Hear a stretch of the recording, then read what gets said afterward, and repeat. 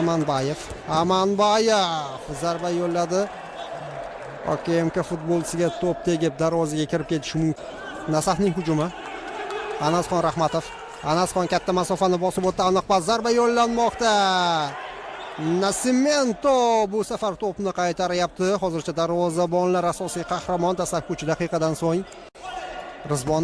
Rizbonov hamkasbini sinovdan o'tkazdi. Jasurbek. Nascimento to'pni qaytaryapti. Diego Rizbonov. Amanbayev zarba yo'lladi. Diego yana o'z o'rni. Faxriddinov ortga qoldiryapti. Diego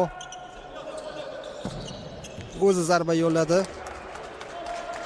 Doniyorbek Tohirovga to'pni yetkazdi. Endi Nasafning hujumi. Doniyorbek Amanbayev yaxshi vaziyat yaratib oldi o'zi uchun va o'tgandek.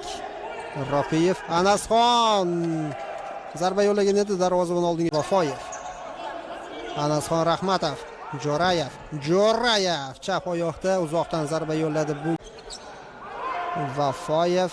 Vafoyev chap qanotdan kirib bordi va zarba yo'lladi. Darvozabon o'zi o'rni. Rahmatov, Ropiyev, Amanbayevdan zarba chap oyoqda. Bu gal ham pas. Vafoyev, Ropiyev, ixtiyor o'ziga o'zi vaziyat yaratib oldi va gol urmoqchi edi. Darvozabon yo'l qo'ymayapti. Fazliddin Botirov. Hozir Nasaf ikkinchi golni uradimi?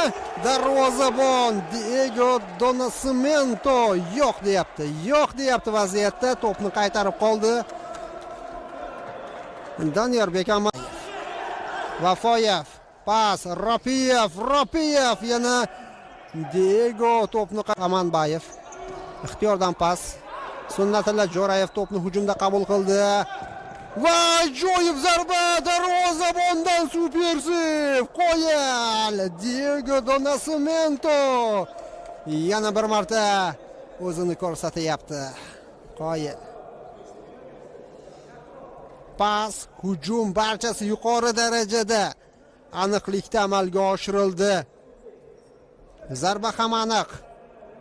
Va darvozabondan navbatdagi Simov gol muallifi bo'lgandi. Taym yakunida Odiljon Asamov hisobni tenglashtirdi. Mana bu darvozabon birinchi taym qahramon.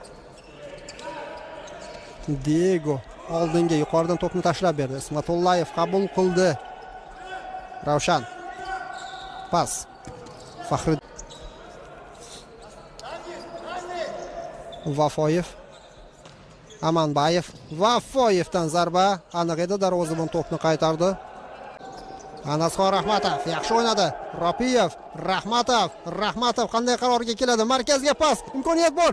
Zarba, yana bir zarba kerak edi. Asamov hisobni tenglashtirishga juda yaqin keldi. Diego xavfni bartaraf etyapti. Darvozadagi qoya bo'lib beryapti Nascimento. Bu gal ham darvozabon to'pni Solihov, Samiyev, Diego chiqadi oldinga. O'zi ham tepishi mumkin, aniq tepdi. Vafoyev yana bir zarba noaniq.